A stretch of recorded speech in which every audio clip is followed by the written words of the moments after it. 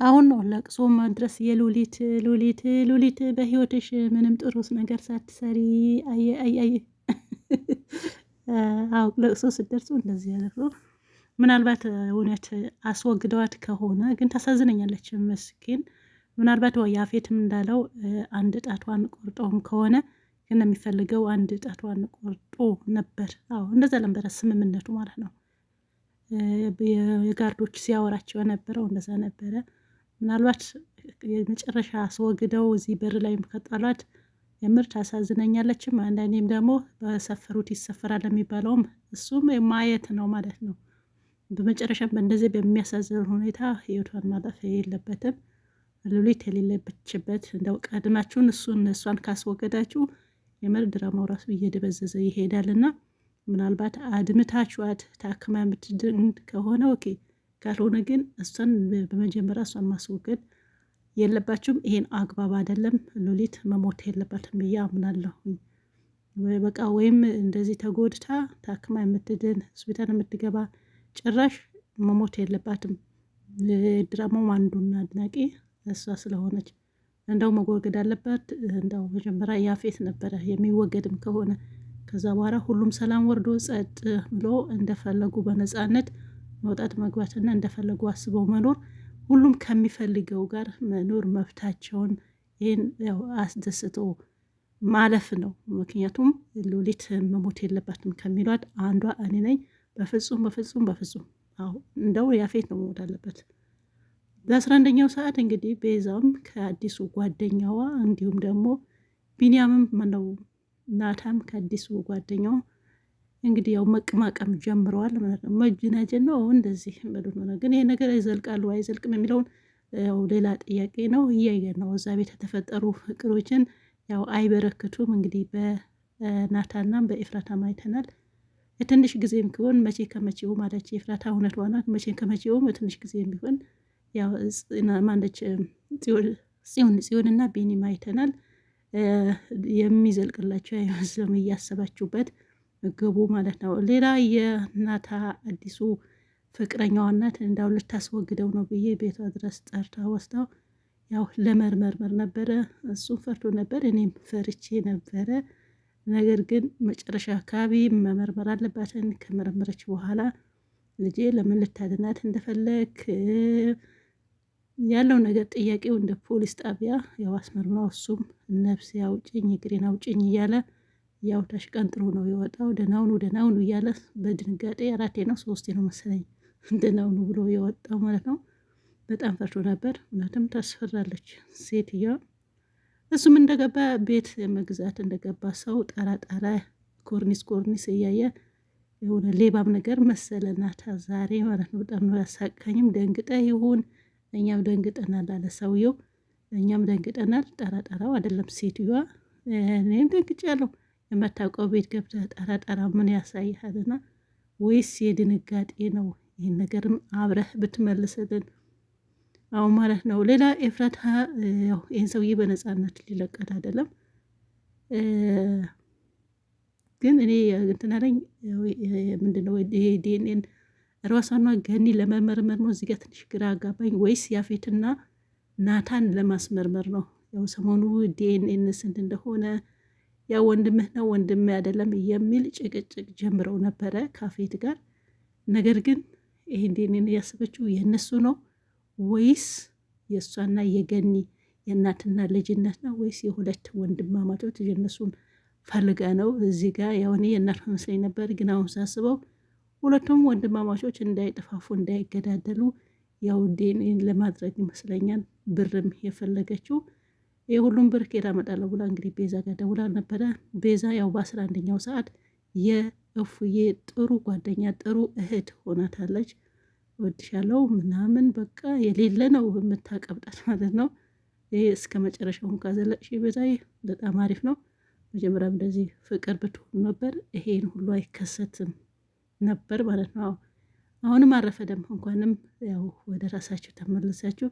በጣም ትልቅ ለውጥ ነውና እንግዲህ ግማሹ ብር እሷ እሰጣለሁ ብላ ቃል ገብታ ነበረ። ግን እፉዬ ደግሞ ግማሹ በባልየው ወስዳለሁ ብላ ነበር ያሰበችው። ሰውየው ደግሞ በጣም ተንከሲስ ስለሆነ የምትፈልጊው ነገር ደስ ብሎኛል ስለጠየቅሽኝ ብሎ አመስግኖ ሳይጨርስ ያው እሱን የሚፈልገው ቦታ ነው መሄድ ወይም ደግሞ የሚመራት ማለት ነው። በራሷ መመራት እንደማትችል በራሷን ሄዳ መግዛት እንደማትችል እሱ የፈለገውን ሰው ያው እንደ አሁን አለመተማመን ይሄውን ባልና ሚስት ናቸው። እንደዚህ አይነት ያሉ ሰዎች አሉ ነገሩ ይኖራሉ። ምናልባት ያው ሁለቱም ያለመተማመን አለ ራሳቸው የሚያውቁ እኛም የምናውቀው እንዴት ሆኖ እንደገቡ ትዳራቸው ስለምናውቅ እኛ የገመትነው እነሱ መገመት አያቅላቸውም። ስለዚህ ያፌት በጣም ተንከሴት ስለሆነ ሊያምናት ብር አንስቶ ሊሰጣት አልፈለገም። እኔ በነፃነት ተወኝ ምናምን ብትልም ያው ሰው መድቦላት ነበር። አልፈልግም ስትለው ደግሞ ምን አደረገ? በቃ ከስራ ወደ ከእኔ አብረን ሄደን እንገዛዛለን የፈለግሽ ነገር አለ። ይሄ ማገት ይባላል። ይሄ ማገት ባል ሚስቱን አገታት፣ ነፃነት ከለከላት። ጭራሽ ነገ ጨውና ስኳር ልገዛ ነው ካለች ከሷ ጋር ልትሄድ ነበር እንዴ? ግን ያለችው እሷም ጎበዝ ነች። የልብስ አንዳንድ ነገር ስራ ልጀምር ስለሆነ ልብስም ስለሚያስፈልገኝ አለች። ብር ሊሰጣት ነበረ ዋናው አላማው ታርጌቱ ማለት ነው። እሱም ተንከሲ ስለሆነ ብር ሊሰጥ ስላልፈለገ በዚሁ ተቋጭቷል። በመጨረሻ እፉዬ ተናደደች። ምነው ሙሉ ብር ብያት ቢሆን ኑሮ ያን ብላት ይሄን አይሆንም ነበር። አሁን ግን ይሄን ብር ሁሉም ከየት ነው ማመጣ ብላለች። ደውዪልኝ ስልክ ያለሽ እኔ ሞላልሻለሁ ቀረው ማለት ነው። ሰምተሻል? አዎ ግን የምን እንደምትመረምሪ ባይገባኝም ማለት ነው። ወይ አንቺና እናትና ልጅ ነው ወይም ደግሞ ሁለት ወንድማሞች ያው ዲኤንኤ አድርገሽ ወንድምና ወንድም አድርገሽ ላጥ ለማለት ነው ወይስ የራስሽ ነው ይሄ ነገር? ሌላ ፎያው ገኒ እንደምታዋት ጉሊት ከፍታለች፣ መሸጥ ጀምራለች። ጉሊቱም ደግሞ እጅግ በጣም ደስ ይላል። ከግቢያቸው ይመስለኛል። የዛሬው ደግሞ ያው ልጇን ለማግኘት ነበረ እዛ ጋር ተቀመጠችው። ነገር ግን መጨረሻ ማግኘታት ነበረ። ትንሽም ጊዜ አላወራችም። በስ የዛሬ ያስጠቃቅፋችሁ ደስ ይላል። ያው እናትና ልጅ ነበረ። ትንሽ ጊዜም ቢሆን በትክክል ብታወሩ ጥሩ ነበረ። ግን ኤፍራታ መሄድ ያለበት ቦታ ስላለ ከጽዮን ተቀጣጥረው ስለሆነ በትንሽም ተለያይተዋል። ግን በትንሽም ስለተያዩ ገኒ እናት አይደለች፣ በጣም ደስ ብሏታል። ከዛ ወደ ፂ ነበረ ሄደችው። ፂ ደግሞ ያው እንዳለችው በ11ኛው ሰዓት የቢኒ ፍቅር ሊገድላት ነው ማለት ነው። ገረማት እኮ ፉዬ መቼው ከምኑ ነው መቼ ተዋዳችሁ ነው እንደዚያ ምትይ ምናምን ፉዬ ላወቅሽም ማለት ነው። ጉድ ሁሉም እኛ እነግርሻለን። አንቺ ቤትሽ ነሽ፣ የተፈጠረው ነገር ሁሉም እኛ እነግርሻለን። አዎ ጓደኛ ሆኖ ነበረ በታመመችው ሰዓት ማለት ነው። እና አሁን ልታስረጂ ነው ወይ እንዳትሉ ፉዬ ያው ሪከርዴ ስለምትሰማ ካልሰማች ብዬ ነው። ካልገባሽ እነግርሻለሁ ማለት ነው። በመጨረሻም ግን ያው ናታን በጣም የሆነ ተቀልብልበዋል። በቃ ከዚች ልጅ የምር ይዞታል። የግድ የቢኒ የጓደኛው ራሱ አልነገረውም። አያቸዋ አልነገረው በፍጹም ተንከስ ይሰራ ሆነ። እስከ መቼ ነው ማትነግረው? ታዘልቀሃለች። እኔ ግን ሴት የሆነ መጠቀሚያ አድርጋ የሆነ ቦታ ነው የምታስወሽቅ ማለት ነው።